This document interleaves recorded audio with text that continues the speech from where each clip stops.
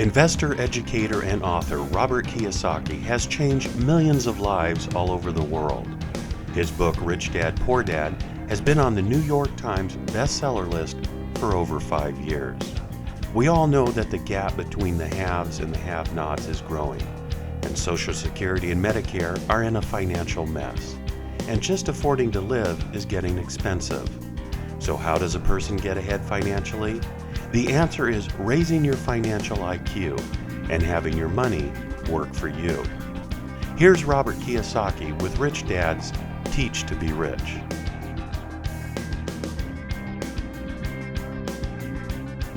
So welcome back, and I'm going to be moving into now a little bit of history, but also why the world is changing so much. So a very important year is 1974. And the reason 1974 is important is, according to my opinion, it was a shift when America and the world shifted from socialism to capitalism. Now, I know most people think America is a capitalistic country, but it's really highly social in that it believes in the government should protect and take care of people. And now moving to capitalism is changing. I'm not saying one is better than the other. I'm just saying it's changing. But 1974 was the year I came back. I got out of the Marine Corps after 5 years as a pilot in the Marine Corps. And I went to my dad. And as I said before, I asked him, what should I do with the rest of my life? And my dad said, go back to school, get your master's, get your PhD, and get a job with the government. And I went, oh my God. So at that point, I went to Waikiki to see my rich dad, and I said, what should I recommend? But the saddest thing about 1974, when I talked to my poor dad, was very simply, my poor dad in 1974 was saying, go back to school with my PhD so I could get a safe, secure job. And my dad was unemployed. He was about, 1974, he was about 50 years old. And the reason he was unemployed, like I said before, he ran for lieutenant governor against his boss, the governor. And the governor said to my dad, you will never work in this state again. In other words, you will never get a job here. So here's my dad. He did all the right things except stand up for his conscience and run against a corrupt government. And at that point, he never got a job again. So that's why at that point I knew I'd better listen to my rich dad. And I went to see my rich dad, and I went to see him, and I said, I want to follow in your footsteps, not my poor dad's footsteps, and I want to be an entrepreneur and an investor. In other words, I didn't want to go over here with my PhD. I just wanted to come over here. So he said, I said, I'll be an entrepreneur. And the first thing he said to me, he says, if you're going to be rich, you're going to be an entrepreneur, you must learn how to sell. And that was my first real awakening to the real world. He says, if you can't sell, you'll never be an entrepreneur. He says, that's what entrepreneurs are doing all the time. And I had this really negative block because my family, being school teachers, thought that salesmen were the scum of the earth. I had to go against my family's biases about salespeople, and I got a job with Xerox, and for 2 years I was the worst salesman Xerox had, and then 4 years later I was #1 in sales and things like this, so I learned that. But that's why 1974 was so important to me, but even on the world scheme, 1974 was important because that was the introduction of a thing called ERISA, and ERISA stands for Employee Retirement Income Security Act, which led to, back a few years later, to a thing we now know as a 401k. This came out about 1980, so 74 to transition to that. And I think the primary reason I do this Teach to Be Rich and all this stuff, and I created the Rich Dad Company, is because of this act over here. It is one of the biggest changes that we have had in the world today, but very few people have taken notice of it. Because the 401k is a very significant little investment type of vehicle. The reason the 401k is so important is because it is probably the riskiest of all investment vehicles. You know, your banker won't lend you money for it. You can't get insurance on it. And not only that, it only will work for about 20% of the population. If you're making less than $150,000 a year, it is doubtful whether the 401k will provide enough income for you when you need it. So the reason the 401k in 1974 is so significant is that why this is important, like I said, was the shift from socialism to capitalism, 1974. But what it signified was this, was that the companies, the big corporations, were no longer going to take care of the employees. That's what it meant. Up until this point, my poor dad had the right idea. Go to school and the company and the government will take care of you. 74 was so important because basically the big corporations were saying employees are too expensive, we're not going to take care of anymore. So we're not going to protect the employee. So the employee suddenly had to come from here to over here as passive investors. And they have no financial education, which is really why I'm upset with the school system, because even though the world changed, our school system still teaches us very little about money. And I always say, you know, rich or poor, smart or not so smart, we're all going to use money, so why doesn't the school system teach something about money? But even though the 74 change happened here, nothing happened. And that's, like I say, well, how many years is that? 25, 30 years ago, that change happened. Our schools still do not teach us anything about money. But this is what's happening in America today. USA Today did a survey, and they found Americans' greatest fear is running out of money during retirement.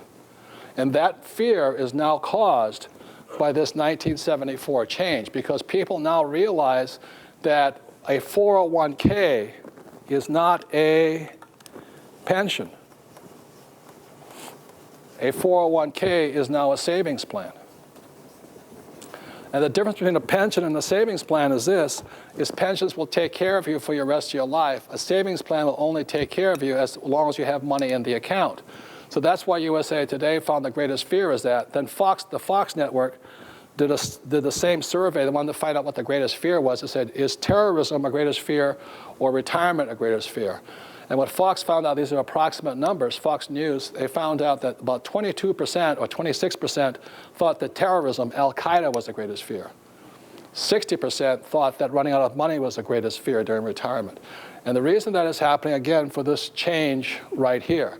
And so that's why I created this book, Teach to Be Rich here, and all this, is because there are millions of people who are afraid of running out of money during retirement because our schools haven't picked up the slack of the change of 1974.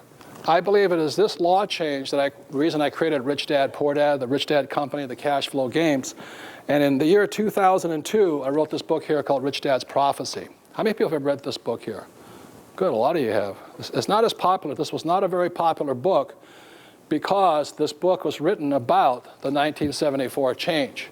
And all of my predictions in this book, many Wall Street companies came after me. Many magazines came after me. They absolutely trashed this book. They called me a quack. I didn't know what I was talking about. But it is, I think, not the most popular book, but the single most important book for many people. So, again, this was 2002. And then in 2005, 3 years later, the New York Times says the same thing that prophecy says. Exactly the same thing. So this is 2002, this is 2005, and it says here, we regret to inform you that you no longer have a pension. That basically what they're saying is that these people after 1974, pension plans became one of the biggest sources of funds for the rich. They just take money out of it, and the middle class and the people who put money in there don't get anything inside of it. So this is the New York Times, October 30th, 2005. Then October 31st, 2005, Time magazine said the same thing. It says, the great retirement ripoff. Again, saying the same thing my book in prophecy said 3 years earlier. And it says here, millions of Americans who think they will retire with benefits are in for a nasty surprise. How corporations are picking people's pockets with the help of Congress. That's what these articles are about here. So they say the same thing prophecy says here. This is 2005, this is 2002. So that's why I created this product here, Teach to Be Rich, and my cash flow games, is because of this right here. Because what has happened in the world is so many people then, because of 1974, were forced to become passive investors. And I'd like to show you on the screen what the difference between a passive investor is and an active investor. So number one, a passive investor, one, they have no control. And this whole talk is about control. The next segment, I'll go into what control really is. Next is higher risk. They invest in the highest of risk investments. The highest risk investments are savings, stocks, bonds, mutual funds. They're the riskiest of all investments, but most people think they're safe for some reason. And you'll find out today that they're the riskiest. Number three, the banker will not lend you money for your 401k or mutual funds. If your banker doesn't trust them, why should you? That's the test. Don't believe my word, ask the banker. Number four, Insurance agents will not insure your 401k against losses. As a real estate investor, I'm not pushing real estate, I had one of my buildings burned. Thank God nobody was hurt, but the insurance company replaced it and replaced my rent and all this. I never invest without insurance, but millions of people, due to that 1974 change, moved over here as passive investors. They have no insurance, and they're putting their money into investments a banker would not touch. Number 4 or 5, higher taxes. The 401k is one of the least tax efficient of all investment vehicles. 401ks only work if you're planning on being poor when you retire. The reason I don't have a 401k is I plan on being rich when I retire. Because when I put money into my 401k, when I retire, let's say at age 65, when I pull the money out, it comes pulling out as ordinary income. If I have a lot of money, ordinary income is one of the most highest taxed of all incomes there is. It doesn't make any sense for me because I make so much money, I might be paying 40, 50% tax on that money. I'd rather be in real estate where I can pay 0 tax. That makes more sense to me. So that's why I don't have a 401k. And this is all part of the financial education. I think they should tell kids early so they don't take a job with a 401k and do something else. Number 6, they always worry about market crashes. They're always worried about it, and they're always asking their financial planner, what do you see in the future? The stock's going up, stock's going down, prices coming up, prices going down. That's gambling. That's not what I do. Number 7 is they have very low returns. This book, Unconventional Success, is written by a man named David F. Swenson. If you don't take my word for it, take his word for it. He's a chief investment officer for a company called Yale University. This guy's a very smart guy. It's a great book. But he says this, that mutual funds have not done any returns over the long term. The reason I'll go into a little later on, the reason mutual funds have not had high returns is because the fees they take out of them. I'll be going into that a little later. So if you insist on investing in paper assets, I would buy this book here because it's a great book. But he goes into why investing for the long term in mutual funds absolutely makes no sense, even over the long haul, because there's almost 0 returns in them. Not 0, but very low returns. Number 8, the plan can run out of money. As I said, the problem with the 401k, it is not a pension plan, it is a savings plan. Number 9, you may never retire with a 401k. As I said, the 401k might work for about 20% of the people. As long as you're making over about $150,000 a year, it will not work for those making less than that because you just can't put enough money aside. And that's one of the problems with that. So those are some of the challenges. And what I'll show you the comparison now is between an active investor and what makes an active investor different is that an active investor, number 1, has control. That is the whole crux of this course here. Financial education, financial information means you're taking back control. What people are doing is right now, they're going around saying, I got $25,000. What should I do with it? What should I do with it? They don't have any control. Number 2, they're a lower risk. And I'll go into why the risks are lower if you're a passive investor. Number 3, I use my bank's money, OPM. One of the ways you get rich faster is don't use your money, use somebody else's. Number 4, I use insurance. I don't invest without insurance. I have to have some kind of escape valve in there in case I'm wrong. Number 5, I may pay 0 taxes. One of the reasons I love real estate is I got the biggest tax breaks, and it's fabulous. I mean, I can make millions of dollars and pay 0 in taxes, or at least defer. Number 6, I welcome market crashes. Most people are afraid of market crashes. Like, I can't wait for the next market crash because that's when I'm going to buy again. The passive investor lives in fear of crashes. Number 7, there's unlimited returns, and I'll show you a couple examples where I get infinite returns. Number 8 is that I can provide for generations because my wealth is just constantly recurring. I can pass it on for kids and all this stuff. Number 9, I may retire early, and I retired at age 47 because I had financial education and no job. And so those are some of the differences right now. So with that, I'd first like to bring up Scott and Michael come up. Michael's my attorney. He's the author of OPM, Other People's Money. And Scott McPherson and I did this tape, is How to Get Your Banker to Say Yes. So Michael, would you give a little bit of background on this book here real quickly? Question for you. You find a great deal. In order to get into that deal, you need $1 million. You don't have $1 million. What are you going to do? Do you walk away from the deal? The answer is a resounding No. You use other people's money. There are lots of different forms of other people's money. Scott will talk about some of them. There are different requirements for the different forms of other people's money. Some of them, different types of other people's money will be more applicable to different types of deals. This book is about that. Now, when you bring in other people's money, do you necessarily have to give away the store? There will be a cost. Okay? Again, the answer is a resounding no. Okay? Okay? So the point here is this, is one of the skills I had to learn as a young man was how to raise capital. It became one of the most important skills. So many times people say to me, well, I can't afford it. They find these great deals, but they go, I can't afford it, rather than say, how can I raise the money? So one of the things that makes the rich richer is I don't use my own money, I use other people's money. Or as my rich dad said to me, he says that only lazy people use their own money. So when somebody says, well, when do you use your own money? The only time I use my own money is when the deal is so good, I don't want anybody else in it. When the deal is shaky, I use other people's money. That's generally the rule of thumb there. Now, right? Nobody is saying that money is going to magically appear. But we will tell you that if it is a good deal, you can always find the money. Even if it's a bad deal, sometimes you can find money. So, this is true. Yeah, thank you. And so Scott McPherson is my banker. Anytime I have any questions on how to raise money or on especially real estate, I mean, this is my man. He is my banker, and he and I did this CD audio program is how to get your banker to say yes. But before you go talk to the audience here is, as a banker, do you lend money for mutual funds? I do not. Why not? The primary reason, and you hit it on your screen just a second ago, is lack of control and too speculative and too much of a risk. And if I could, Robert, for just a second, Sure, I'd like to show you an interesting scenario.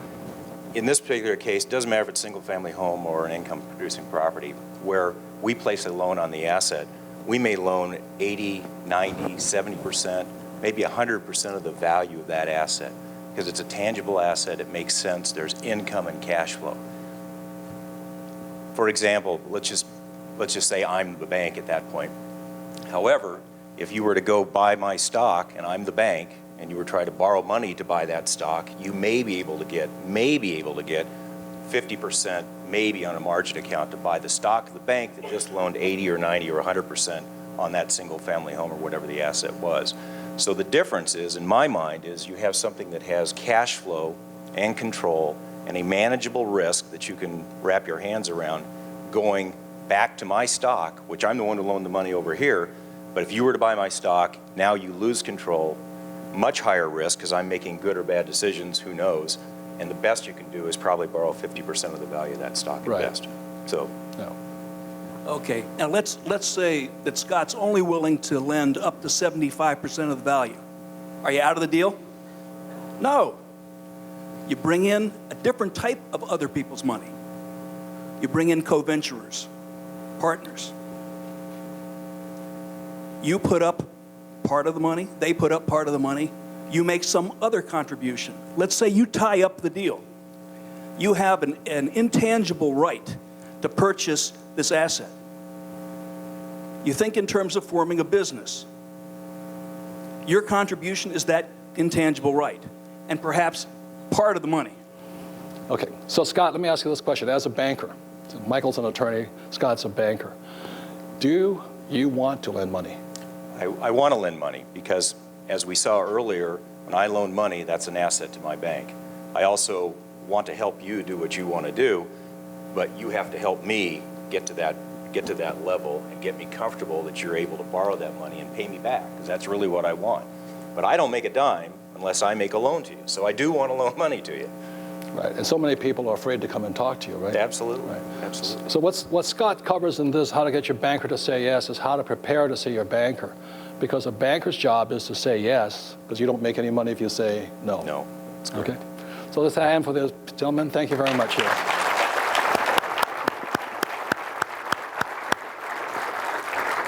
So, in conclusion, I want to say really quickly up here, I'll just show you how this whole thing works.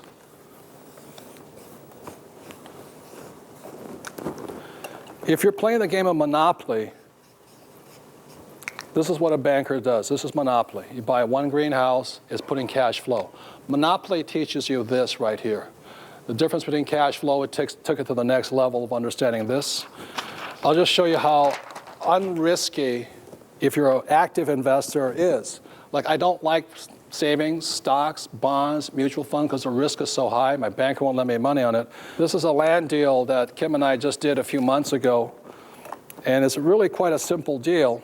And when somebody says things are risky, I don't know where the risk is. It's 10 acres of land. The price was $100,000. The reason I use this example is most people can afford $100,000. Okay? Now, the reason I bought this property is very simply when I looked at the listing agreement, again, it goes to the words, it had the two letters MH on it.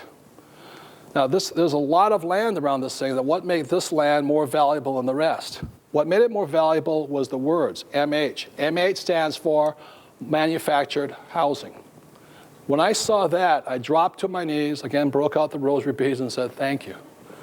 Because the words made this more valuable than all the other land around it. Why that made it valuable is that because manufactured housing means, let's say I could break 10 acres into 50 lots, and I sell each lot for $25,000 each. The stepped up value on my property then is $1.25 million. How many people would pay $100,000 to make $1.25 million? That's how simple it is. Where's the risk? You know, and the reason I say it's an infinite return is the moment I found this deal, naturally my friends who can't find a deal wanted me to give me the money. So let's say